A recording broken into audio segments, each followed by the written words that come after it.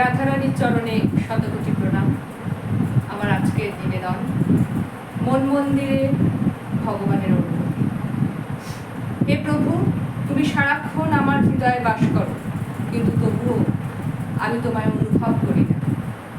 তুমি আমার হৃদয়ে থাকা সত্ত্বেও আমি তোমার থেকে কত দূরে। সত্যি কথা হলো, বাইরে মন্দিরে ভগবানের দর্শন করতে আমরা যাই, আর সেখানে বারবার গিয়ে সেই মন্দিরের যে মূর্তি তা দর্শন করতে করতে কখনো আমরা অনুভব করতে পারি যে আমাদের মন মন্দিরেই এই ভগবানই বিরাজ করছেন।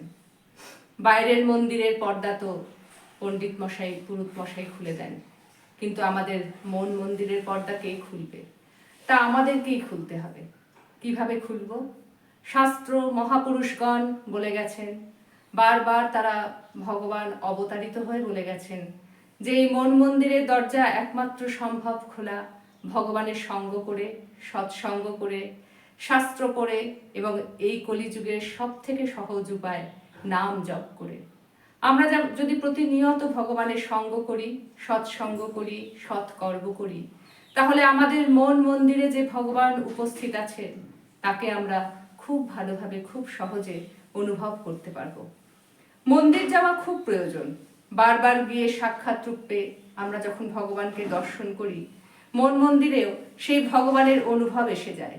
এছাড়া মন্দিরে সবসময় মন্ত্র, পুজো, পাঠ, সৎকর্ম হয়, তাই সেখানকার যে পরিমণ্ডল তাতে খুব পরিমাণে ভাগবতিক পরমাণু থাকে, যা প্রতিটি মানুষের মনকে খুব সহজেই ভগবানের কাছে টেনে নিয়ে যায়। তাই আমাদের প্রতিনিয়ত মন্দিরে যাওয়া খুব আবশ্যক, কিন্তু আমাদের হৃদয় মন্দিরের দিকেও ধ্যান রাখতে হবে। এই হৃদয় মন্দিরকে সব সময় আমাদের নাম জপ, সাধন, ভজন দিয়ে পরিষ্কার করে রাখতে হবে, যাতে সেখানে ভগবানকে আমরা খুব সুন্দরভাবে ভগবানের মনের মতন করে বসিয়ে রাখতে পারি।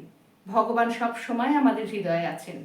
আমরা আমাদের যে মলিনতা, আমাদের যে সকল খারাপ অবগুণগুলো আছে, তাই দিয়ে তাকে ঢেকে রাখি।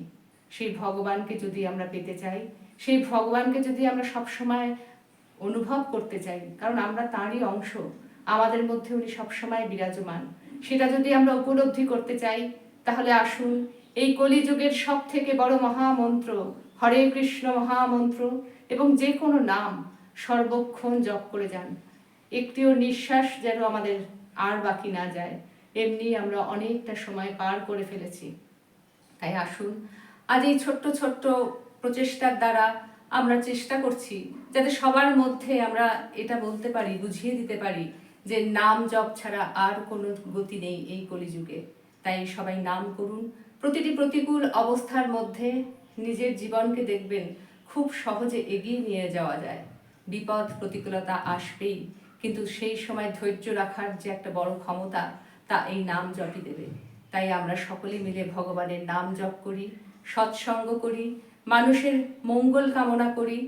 ভগবান আমাদের উপর সন্তুষ্ট হবেনই। রাধে রাধে।